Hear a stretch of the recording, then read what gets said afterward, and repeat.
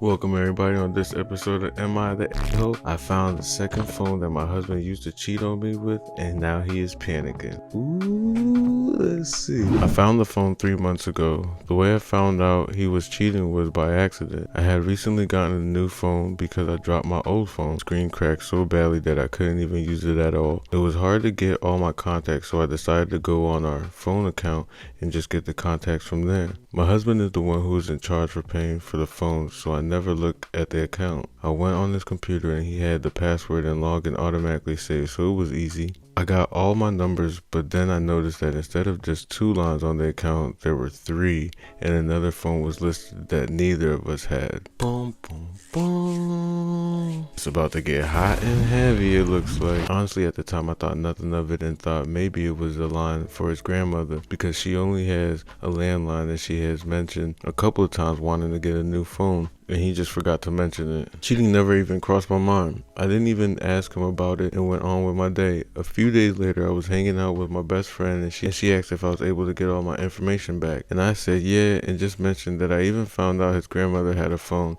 and he didn't tell me, but it wasn't a big deal. I don't know what made her ask, but she said, "Are you sure it's his grandmother's phone?" And I said, "Pretty sure." She asked me to double check and I wasn't going to do it, but I was curious. I called his mom first to say hi and asked her about his grandmother and if she had found a phone yet, and his mom said no, that she decided she didn't really need it. I waited for him to go to work the next day and I looked at the account again. I went to the phone, clicked the view usage history, and saw that the phone had only texted and called one number hundreds of times, with the history going back 5 months. I also noticed that the times of the calls and texts were only the times when he was at work, never at home.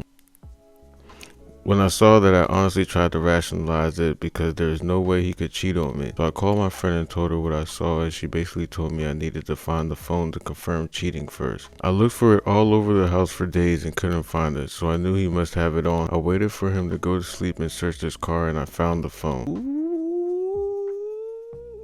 Ooh.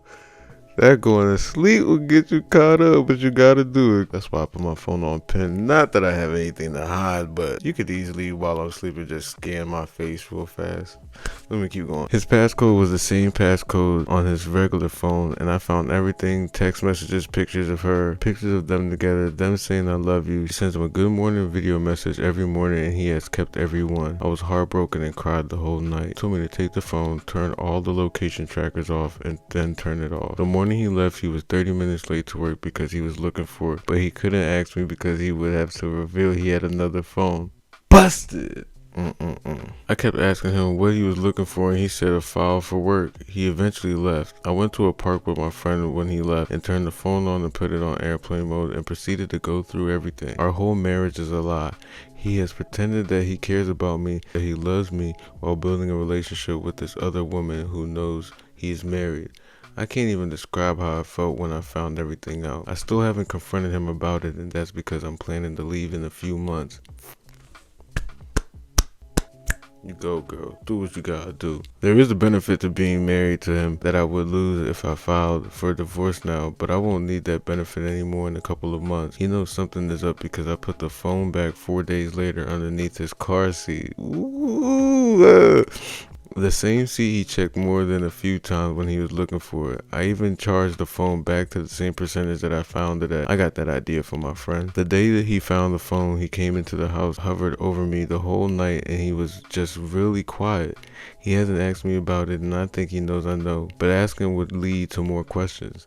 These past 3 months, my behavior has changed, and we haven't been intimate since I found out. I have rejected every advance. He getting no loving, which he should not. He also changed the password a few days later. He keeps asking me what's wrong and I say nothing. He never goes anywhere now, and if he isn't at work, he's at home trying to spend time with me. He has recommended couples therapy because in his words something has changed, and I said we don't need it. To be honest, I'm finding a weird joy in seeing him panic because he ended our marriage, and I think he should suffer through worrying until I leave him. I ain't gonna lie, I probably did the same thing too. I'ma let it burn slow, for sure. I have everything. My friend was able to show me how to get all the text messages, video messages, pictures of them together. I only took the ones where they were not nude because my friend said that taking nude pics of a person who hadn't given them to you could be an issue later on. I also got the phone account usage before he locked me out of the account. She's keeping everything for me. In fact, it was her idea to let him panic. I also already had an STD test. I'm on his insurance, so I paid for it out of pocket and I'm fine. Damn.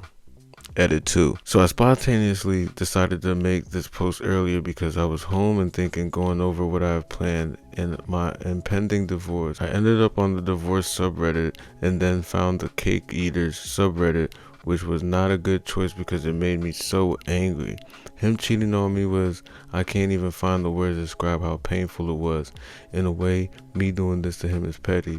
But when I started this, it was the only way to make him hurt like how he was hurting me. He absolutely destroyed me with this, and I have been with help from my friend trying to heal slowly.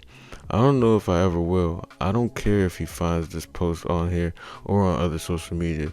He knows I know he cheated, or he wouldn't be trying to prove to me where he says he is all the time. I'm done, and thankfully I have a friend who is helping me through this, including looking for lawyers. He can be with whoever he wants. I don't care. The hurt is too much for me to ever care about him again, to love him again. I'm only staying because I need something. I have a few more months left to go. I don't know if I will update because I have a long road ahead of me, but thanks for the comments. Not in no way, shape, or form. You are the a-hole. He messed up big time. Let's see what you guys got to say. I bet watching him panic is hilarious. I agree, it had to be hilarious because I'm not spiteful, but if I get my retaliation, it's going to be a slow burn. That's for sure. I'm so sorry you're in this crappy club, but so proud of you for how you handled yourself. I tried to fix myself for an idiot. Could love for 8 years of cheating. I wish I had loved myself a fraction of how much I loved him. Or he loved himself for that matter. I'd have never stayed. I was officially divorced last week and my name changed as official as of yesterday. I'm starting to feel proud of myself, but you, I'm very proud of you. Very proud of you. You made a plan, figured it out, holding out, so you don't get fooled into the, I can't even say the words. But yeah, let's see what else everybody else said. Here 30 days later, one less month to go. You got this. You got this. Subscribe.